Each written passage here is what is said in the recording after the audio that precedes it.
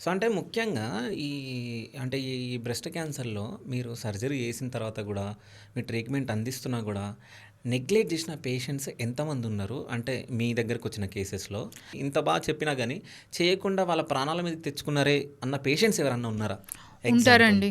అది మరి మా మిస్టేకో, వాళ్ళ మిస్టేకో నాకు తెలీదు గానీ, ఇప్పుడు మా దగ్గర కొన్ని నేనన్నట్టు ఫస్ట్ సర్జరీకెళ్తాయి, కొన్ని ఫస్ట్ కీమోథెరపీకెళ్తాయి. డిఫరెంట్ రీజన్స్ వల్ల ఒక్కొక్క దానికి పంపిస్తాం. హ్మ్. సో, ఫస్ట్ సర్జరీ చేసాం కొంతమందికి. వాళ్ళు నెక్స్ట్ సైకిల్స్ కూడా తీసుకోవాలి. కీమోథెరపీ తీసుకోవాలి, రేడియేషన్ తీసుకోవాలి. హ్మ్. సో, సర్జరీ చేశాను, నా పని అయిపోయింది అని కాదు. వాళ్ళు రేడియేషన్, కీమోథెరపీ కంప్లీట్ చేస్తేనే వాళ్ళకి మళ్ళీ రాకుండా ఉండే అవకాశం ఉంటుంది. హ్మ్. కొంతమంది లిటరల్లీ అంటే కొన్ని మేజర్ సర్జరీస్ చేస్తాము. అంత మేజర్ సర్జరీ నుంచి, అంత రిస్క్ నుంచి రికవర్ అయ్యి వాళ్ళు అవన్నీ అయ్యారంటేనే ఇట్స్ లైక్ అ మిరకిల్. ఇంత చేసిన తర్వాత నెక్స్ట్ ట్రీట్మెంట్స్ నెగ్లెక్ట్ చేస్తారు. ఓకే. లిటరల్లీ ఒకళ్ళైతే కీమోథెరపీ ఇప్పించుకున్నారు, అన్నీ అయిపోయినాయి. She didn't go for radiotherapy. Okay. So, మళ్ళీ ఒక 2 ఇయర్స్ తర్వాత లోకల్ రికరెన్స్‌తో రిటర్న్ వచ్చారు. హ్మ్. అండ్ వీళ్ళు కూడా ఎట్లా అంటే ఒక 2 ఇయర్స్ చాలా కష్టపడి ఉంటారు. డాక్టర్స్ చుట్టూ తిరిగి, ఫైనాన్షియల్‌గా డ్రెయిన్ అయ్యి, నెక్స్ట్ టైం వచ్చినా సరే వెంటనే రావడానికి కూడా భయపడతారు. ఓకే. సో, అక్కడ కొంచెం డిలే చేస్తారు.